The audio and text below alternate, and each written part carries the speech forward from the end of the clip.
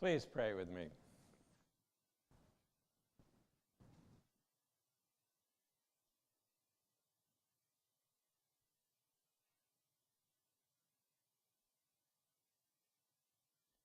Might words spoken and words heard and the spaces in between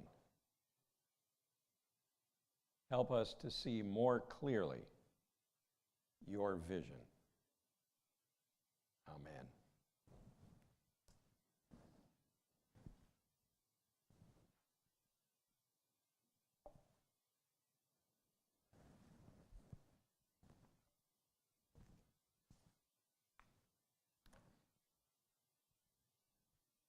I live off island in a community named Majestic Palms. Down the road from my place is a less pretentious apartment complex which calls itself Bent Palms. At Shell Point, there's Palm Acres and the Palm Grill, and here on Sanibel, there's Palm Lake and Palm Ridge. Around here, we really like palms and palm trees. So it might be a bit distressing to some folks to realize our text this morning about the entry of Jesus into Jerusalem doesn't have a single palm in it. Not a majestic one, not a bent one, not a date palm, not a royal palm, not a cabbage palm, not a coconut palm, no palms, not a one, nada. Luke's version of the story is, in fact, a palmless Palm Sunday. And perhaps that is for the best. Don't misunderstand. I like a good parade as much as the next guy. I love it when the kids march around the sanctuary waving their palm branches. Parades are fun. For the past several years, I've even ridden on a float in the annual 4th of July parade here on Sanibel. Most any kind of hoopla and celebration is a good thing. But in so many ways, the real significance of Palm Sunday is lost when we focus too much on the parade and the palms. There is, by the way, another name for this Sunday. It is also called Passion Sunday. And in churches that observe this day as Passion Sunday, the whole of the Passion narrative, that story of Jesus' last days, is read aloud. The whole thing, basically 2 very, very long chapters which describe the Last Supper, the trial, the crucifixion, the whole story. Thank God we don't do that, you may be thinking to yourself.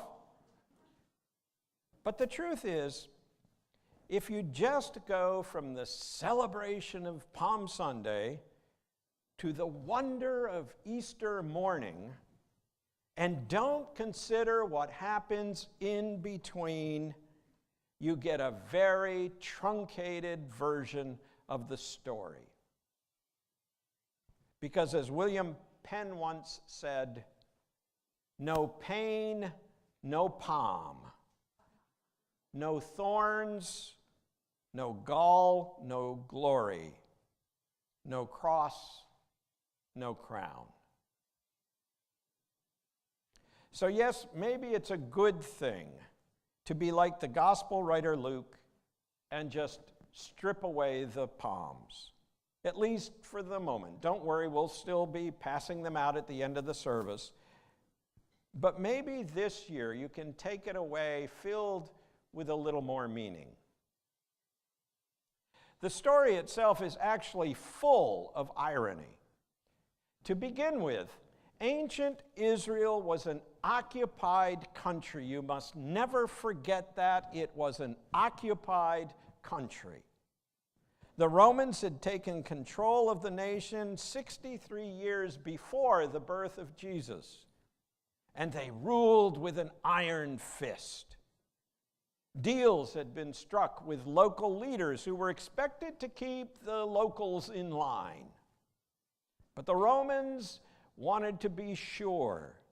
And so they also had their own military presence in Jerusalem.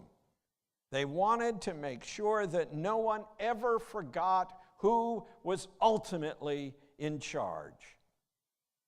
And at Passover, that great celebration of the escape of the Jews from slavery in Egypt, that great freedom celebration, the Romans sent in extra troops. All Jewish men living within a certain distance from the city were required to come to Jerusalem for Passover. And many came from much further afield as well. In some ways, Passover was like the 4th of July in this country, and a spirit of patriotism and national pride was high.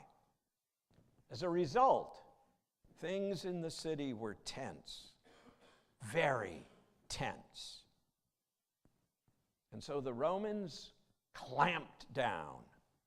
Indeed, some scholars speculate that at the very same time Jesus was entering the city from the east, the Roman governor and those extra troops were entering from the west. And the Roman governor was Pilate, an especially vicious and violent ruler who eventually was so violent that the Romans themselves would remove him from office. No doubt many of those in power, especially the local leaders who had sold out to the Romans, were concerned that Jesus was coming to Jerusalem to stir up trouble. There had been others who were called Messiah before him, men like Judas, not Iscariot, rather Judas the son of Ezekias, who had run rampant through Galilee, or Simon, one of King Herod's slaves, who proclaimed himself to be Messiah and king, and then burned down the palace. Or Athrongenes, a man noted for his imposing size, who led a revolt that wreaked havoc throughout the countryside until he was stopped by the superior Roman forces.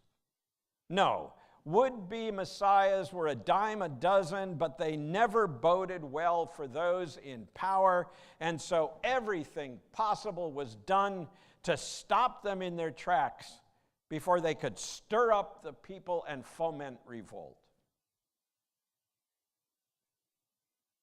But Jesus was a different kind of Messiah, a different kind of king. And all of his careful preparations before this entry into Jerusalem, things like arranging to make sure that he has the right mount for the ride, complete with passwords, the Lord has need of it. All those preparations show the message he wanted to bring would be demonstrated by his actions as well as his words. It is not insignificant that he came into the city riding on a donkey rather than on a great white stallion, as Pilate would have done. If a king entered an ancient city on horseback, he came to fight. He came to wage battle. He came to use violence to subdue the country. Pilate came on horseback. But Jesus rode in on a donkey. And when ancient kings passed through the walls of a city on a donkey, it meant that they came in peace. As William Barclay writes, by this action, Jesus came as king of love and peace, not as a conquering military hero. As the story plays out in the days ahead, as Jesus is arrested, tried, and tortured, condemned, and crucified, those in power clearly thought he was there for other reasons. Clearly, they saw him as a real threat to the carefully balanced and constructed power that they had cobbled together. What would come to be known as the Pax Romana, the peace of Rome. A peace that was mostly about a lack of open warfare rather than any real deep-seated sense of peace. And certainly, the Pax Romana was not about justice for all. No, it was only good for a few. And those in power wanted to protect their place, their privilege, and they were willing to use any tool at their disposal to do so. As another scholar writes, much of the rest of the story in Luke is about how clients and collaborators of the empire used the violence of crucifixion to try and maintain their distorted version of peace. There can also be little question that many of the followers of Jesus also failed to understand the symbolism of his actions on Palm Sunday. No doubt, many of them hoped for a military leader, one who would bring about a revolution, one who would lead them to a great victory over Rome. As they spread their cloaks on the road before him, as they shouted, Hosanna, visions of freedom danced in their heads. Two of them, James and John, had even asked Jesus for special seats next to his throne when he was anointed king. And another, Judas, would be so disappointed in Jesus' failure to take action that he would betray him to the Roman collaborators. How sadly, how badly they misunderstood that he was coming not to bring warfare, not to wield power in the way the Romans did, but rather to bring true peace. He came not to undo the Pax Romana using the weapons of war, but rather to offer a different kind of peace, a peace that transcended all violence and greed, that transcended all hatred and division. He came to offer the peace of Christ, Pax Christi, a peace for which he was willing to lay down even life itself. A peace so powerful that in the end it would conquer death itself. And all that's what you get when you strip away the palms. You get a story of clear vision and careful planning, a story of courageous calm in the midst of chaos and fear.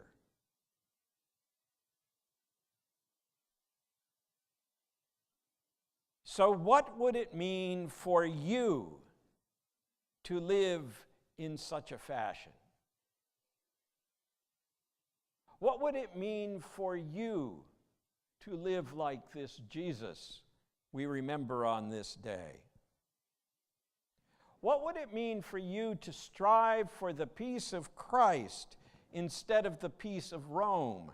What would it mean for you to be a practitioner of Pax Christi instead of Pax Romana? Those who created the Pax Romana were seeking to use any means possible to keep those on top in power and those on the bottom subdued. But those who function in such a fashion, time and time again throughout history, discover that there will always be another uprising. There will always be another revolt to put down. Those who practice Pax Romana soon come to recognize the truth on a bumper sticker that I once saw that read, "No justice, no peace." No justice, no peace.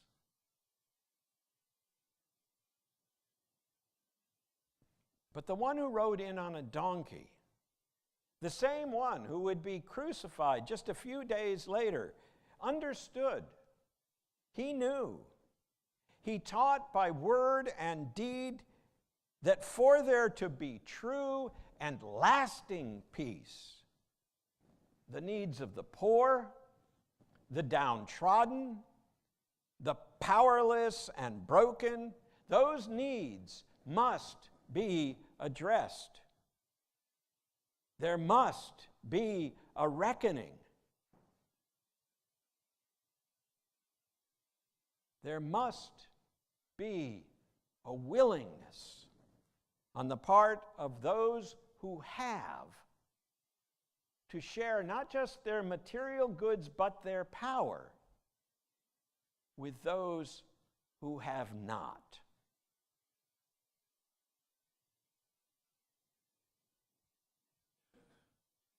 All too often, the story of Holy Week is turned into a story about personal salvation. And in many ways it is, indeed, a story about getting right with God. But the one we call Messiah, the one we even call King, believed that getting right with God means getting right with our neighbors and working for that day when no one is granted special status due to race or gender or religion or ethnicity or sexual orientation. And for many of us, if we're honest, self included, it means sacrificing our positions of privilege, even as Jesus sacrificed his very life.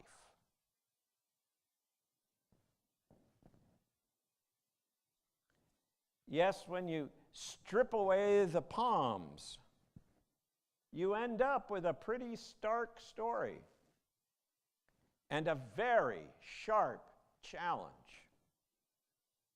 But you also end up with a way to find real peace. Not the false peace of Rome, not Pax Romana, but rather true peace, Pax Christi. Hosanna.